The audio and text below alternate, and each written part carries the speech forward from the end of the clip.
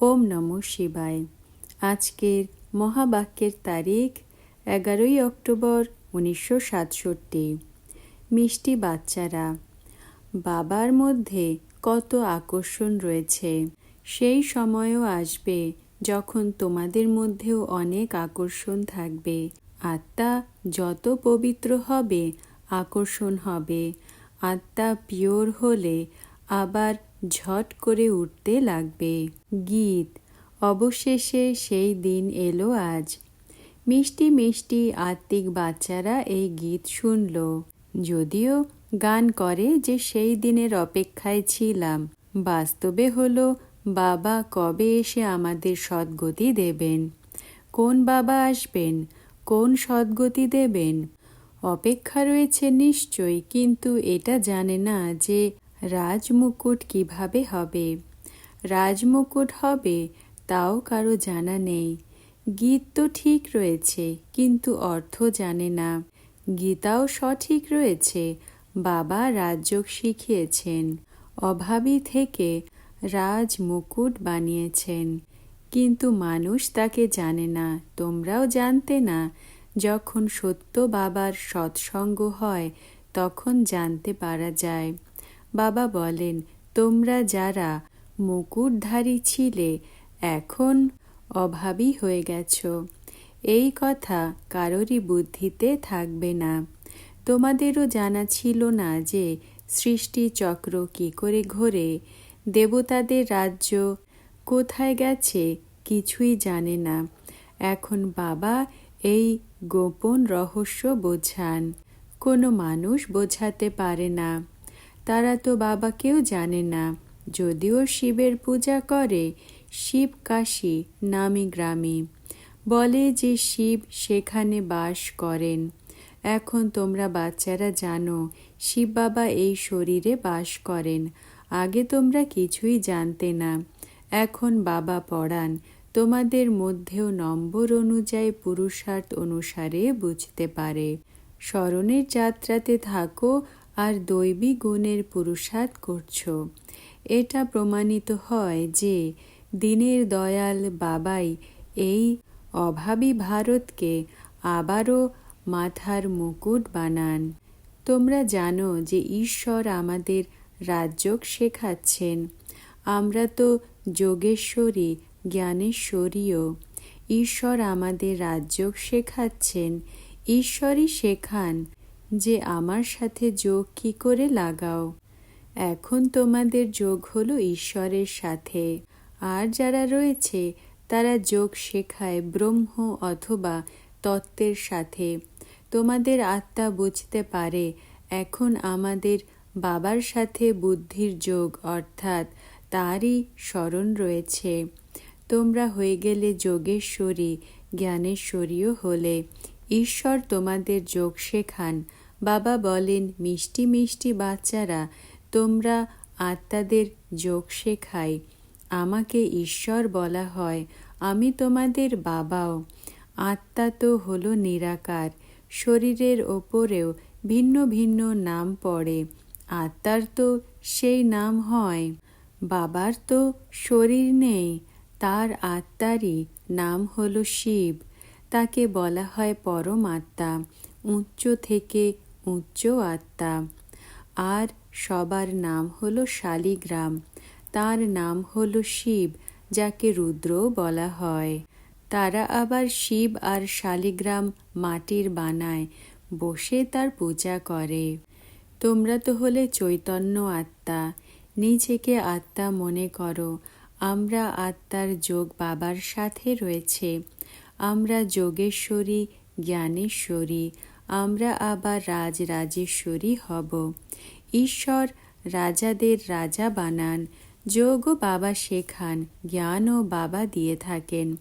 রাজাদের রাজাও ঈশ্বরই বানাতে পারেন। এখন তোমরা বাচ্চারা জানো আমরা নিজের গভর্নমেন্ট স্থাপন করছি। গভর্নমেন্টের হেড কে? পরমপিতা পরমাত্মা। গীতাতে দেখিয়েছে শ্রীকৃষ্ণ ভগবানুবাজ। তাহলে সে হেড হয়ে গেল, কিন্তু নয়। তোমাদের পাণ্ডব গভর্নমেন্ট গায়ন করা হয়। পাণ্ডব গভর্নমেন্ট আর কৌরব গভর্নমেন্ট এই দুয়েরই রাজ্য নেই। তোমাদের স্ট্যাম্পসও বানানো হয়েছে ত্রিমূর্তির।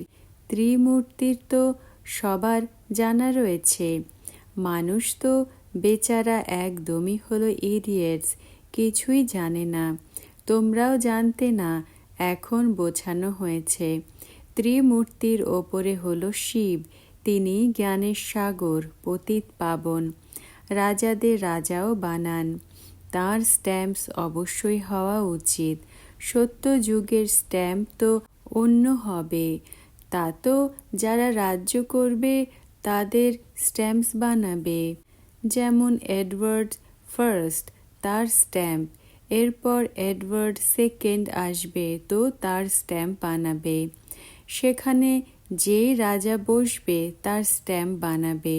তোমাদেরও স্ট্যাম্প অবশ্যই হওয়া উচিত।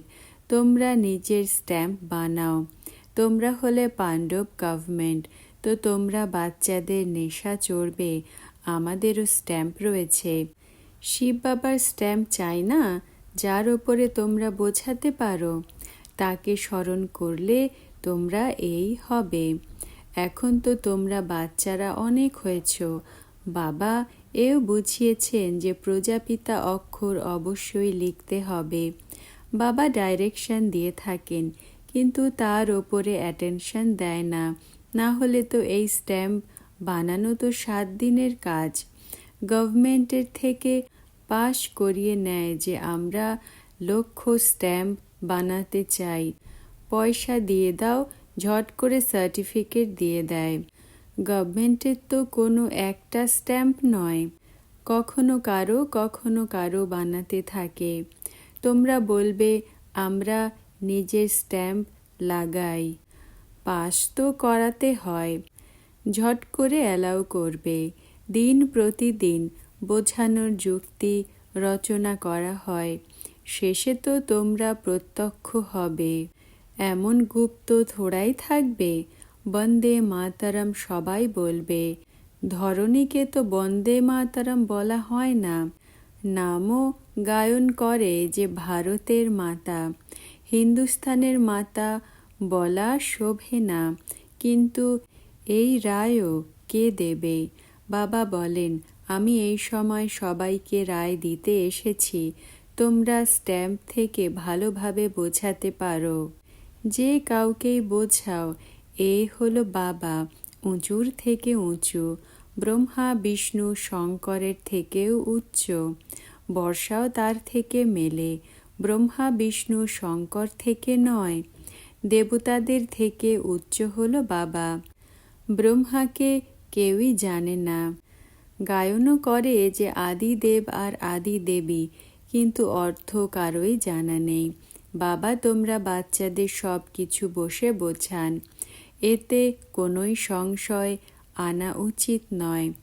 বড়ই ক্লিয়ার করে বোঝানো হয়। পতিত পাবন তো বাবাই, তাকে শেখাতে হয় যে তোমরা পাবন কি করে হবে। গুরুরা বলে যে গঙ্গা নদী পতিত পাবনী, তাহলে গুরু নিজে তো পতিত পাবন হলো না, তাই না? তাহলে নিজেদের গুরুই কেন বলে? তোমরা বলতে পারো যে তোমরা বলো যে আমি হলাম গুরু, আবার বলো যে পতিত পাবনী হলো নদী, তো সেই সবার গুরু হলো, তাই না? তোমাদেরও গুরু নদী হয়ে গেল, কারণ তোমরাও যাও পাপ ধুতে। তাহলে তোমরা গুরু কেন হয়েছ? তোমরা নিয়ে যাও এই জন্য গুরু হয়েছ। কিন্তু কথা বলার বড়ই সাহস চাই। তাদের মধ্যে ক্রোধও অনেক হয়, ঝট করে বিগড়ে পড়ে। তোমরা বাচ্চাদের সাহস রাখা উচিত। এখানে আসি আমরা রিফ্রেশ হতে, কোনোই হাঙ্গামা নয়। বাচ্চারা সাথে থাকলে তো আবার মোহর সুতোয় জুড়ে যাবে। বাবা বলেন যে দেহ সহিত দেহের সব সম্বন্ধকে ছাড়ো, এক বাবাকে স্মরণ করো।